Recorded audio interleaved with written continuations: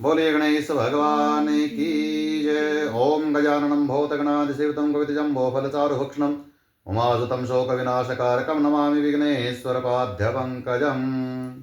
भक्तों, आज गणेश चतुर्थी का दिन। इस दिन स्त्रियां अपने पुत्र की लंबी आयु के लिए, सुख शांति के लिए गणेश भगवान जी का व्रत रखती है, जिसको सकट चतुर्थी भी कहा जाता है। तो जिन जिन बहनों ने व्रत रखा है वो एक कथा जरूर सुने। आज सकट चतुर्थी की कथा आप लोगों को सुनाएंगे। बोले गणेश भगवान की जय।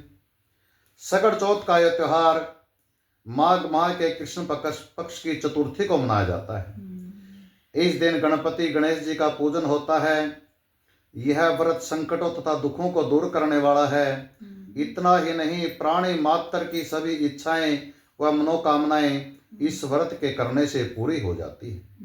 इस दिन स्त्रियां निर्जल व्रत रखकर शाम को फलाहार लेती हैं और दूसरे दिन सुबह शकट माता पर चढ़ाए गए पूरी पकवानों से प्रसाद के रूप में ग्रहण करती है। तिल को भूनकर गुड़ का पहाड़ बना लिया जाता है। तिलकुट का पहाड़, कहीं कहीं तिलकुट का बकरा भी बनाया जाता है। उसकी पूजा करके घर का कोई बच्चा तिलकुट बकरे की गर्दन काट देता है। फिर सबको प्रसाद दिया जाता है। पूजा के बाद कथा सुनते हैं। अब कथा आरंभ होती है। किसी नगर में कुम्हार रहा करता था।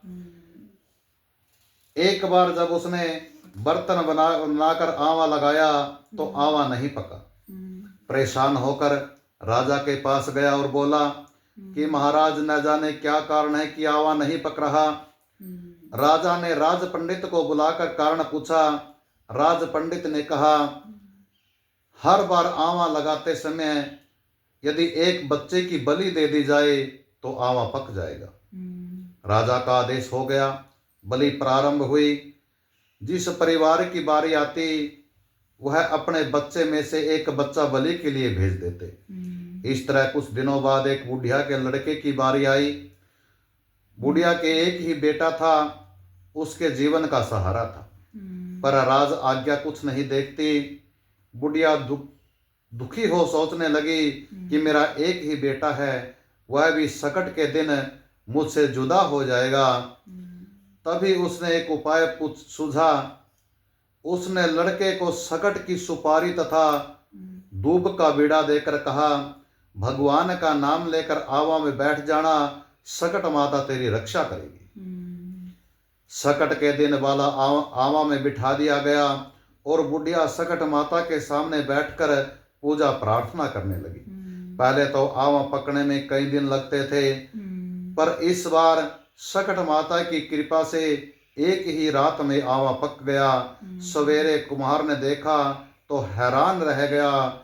आवा पक गया था और बुढ़िया का बेटा जीवित और सुरक्षित था।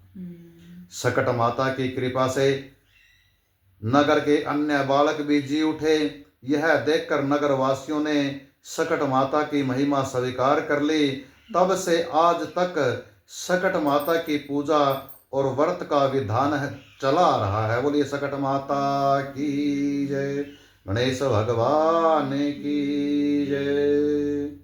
तो भक्तों, ये थी सकट माता की कथा।